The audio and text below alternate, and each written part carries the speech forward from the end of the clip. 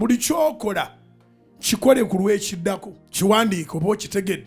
Buli kyokola kikole kulw'ekiddako. Bw'oba otunda amanda olwaleero gatune ng'okimanyi nti amanda gano galwaza gafuumuukira mu mutima mu mawuggwe. Kaakati beera ne timeline gamba nja gatunda emyaka gyange 3. Bino byolaba tuva kuno olaba ng'omwana yagenda Jordan for 2 years 3 years. Naawe osobola okwewaŋŋangusa n'obeera kuno, osobola okusalawo n'ogamba nange nagenda ku kyeyo naye nga gw'okikubira wano n'ogamba nja kutembeya fruits emyaka 2.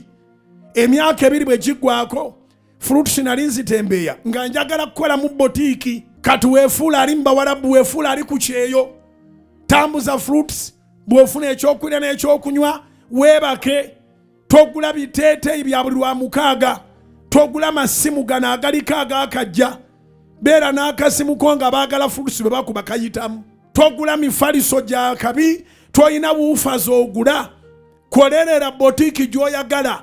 Sente z'okuŋŋaanya okuva mu fruits, kuŋŋaanya sente za saluni gy'oyagala, kuŋŋaanya sente nziramu. Kola kyokola ng'okolerera ekiddako. Kati akusekera omwala omulungi oyo yenna n'adda muno n'atambuza ffene. Olunaku enseko zijja mukalira ku matama. Aligenda okuddamu okulaba nga waayingidde ng'amanyi nti kifo kya bbeeyi nga kikyo ate nga gw'oliwo. Ogenda kufuuka obujulizi obulamu.